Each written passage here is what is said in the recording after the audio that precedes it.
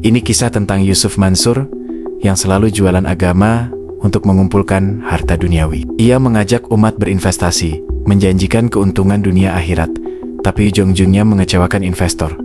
Ada yang bodong, ada yang merugi dan bermasalah. Atas semua masalah itu, Yusuf Mansur selalu lari dari tanggung jawab dengan berbagai alasan. Bismillahirrahmanirrahim. Assalamualaikum warahmatullahi wabarakatuh. Sahabat Nahi Mungkar yang dirahmati oleh Allah Subhanahu wa Ta'ala, dimanapun Anda berada, semoga dalam keadaan sehat walafiat dan selalu dalam lindungannya. Sahabat, perjalanan Yusuf Mansur yang terkait dengan keumatan itu selalu diwarnai dengan menjual agama Islam ini dalam berbagai bentuknya. Jadi dia berdagang, dan yang didagangkan itu adalah ajaran Islam, guna menggait baik perorangan maupun secara berjamaah. Ini terlihat sejak tahun 1998 sampai hari ini. Jika di tahun 1999 dia berbisnis dengan menggandeng perorangan dan akhirnya juga bermasalah, dia pun masuk sel penjara. Dalam perkembangan berikutnya, justru setelah di penjara itulah dia punya cerita-cerita yang mampu menarik minat jemaah untuk mengikutinya. Dia memberikan tafsir-tafsir Al-Quran secara serampangan yang menyesuaikan dengan hawa nafsunya. Misalnya tentang sedekah. Ada dua bentuk sedekah. Sedekah wajib dan sedekah sunnah. Sedekah wajib jelas peruntukannya untuk siapa? Untuk 8 pihak di dalam ajaran Islam itu. Ini yang namanya zakat. Tapi sedekah sunnah ini menurut ajaran Rasulullah Shallallahu Alaihi Wasallam itu diberikan terutama kepada lingkungan terdekat, kepada keluarga, kerabat, baru ke lingkungan sosial yang lebih luas. Nah, oleh Yusuf Mansur, sedekah ini langsung melompat. Sedekah sunnah itu diberikan melalui dia. Lalu dari dia kemana? Tidak pernah jelas. Misalnya di tahun 2017 dia mengatakan akan membangun masjid di Sevilla, Spanyol sana. Maka dia menargetkan ribuan orang untuk memberikan sedekah untuk membangun masjid itu. Sedekah dan wakaf. Lalu ketika dia di tahun 2017 itu juga ingin memberangkatkan jemaah haji dan umroh dengan memakai pesawat sendiri, dan pesawat itu adalah hasil dari sedekah produktif. Tetapi baik masjid yang ada di Sevilla, Spanyol maupun pesawat yang dijanjikan itu tidak pernah ada. Sementara sedekah dari jemaah sudah mengalir ke rekening dia. Nah, bagaimana pertanggungjawabannya? Ini juga tidak pernah jelas. Dan kebiasaan umat Islam, jika itu namanya sedekah, ya sudah, begitu diberikan lepas. Dia menjanjikan dengan sedekah itu akan mendapatkan sesuatu yang diinginkan. Bahkan ketika hendak membangun sebuah pondok pesantren pun, misalnya pesantren Darul Mansur di Rumpin, Bogor, dia meminta sedekah juga kepada umat. Ini terjadi di tahun 2018. Secara terbuka dia meminta sedekah untuk membangun masjid, membangun lokal, membangun asrama santri. Dan pesantren yang dia janjikan itu sampai hari ini belum pernah terwujud.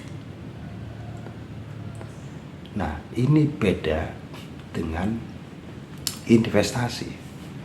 Jika investasi, maka ada tenggat waktu. Misalnya dalam tempo tertentu, investasi itu bisa ditarik kembali. Ini pun Yusuf Mansur menjanjikan hal-hal yang surgawi. Misalnya investasi batu bara yang terjadi pada tahun 2009, yang disasar adalah jemaah Masjid Darussalam Kota Wisata Kabupaten Bogor. Ya, Kota Wisata Cibubur Kabupaten Bogor. Ada 250 orang ikut berinvestasi dan uang yang terkumpul itu 55 miliar. Apa yang terjadi? Investasi ini hanya terjadi selama 3 bulan. Bulan keempat dinyatakan kolaps, dan ternyata investasi ini bodong, tidak ada produknya. Yusuf Mansur menjanjikan dengan investasi ini para investor dapat dunia dan akhirat. Dunianya setiap bulan mereka dapat 10-11% dari nilai investasi. Akhiratnya, karena separuh dari hasil keuntungan itu, yakni sekitar 10-11% juga, itu akan diinfakkan, diwakafkan kepada pembangunan dan pengembangan pesantren Darul Quran. Nah,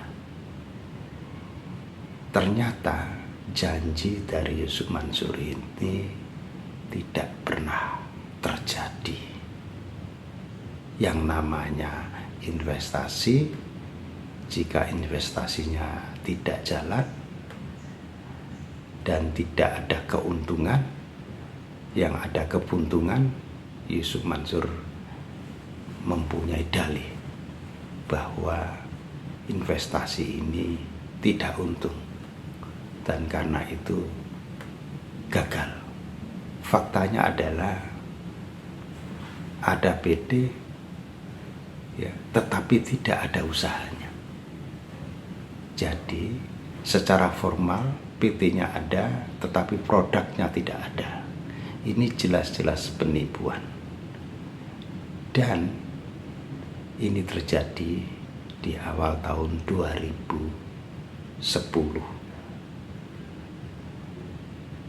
Nah, di tahun 2010 itulah dia pertama kalinya berinvestasi ke warung steak and shake.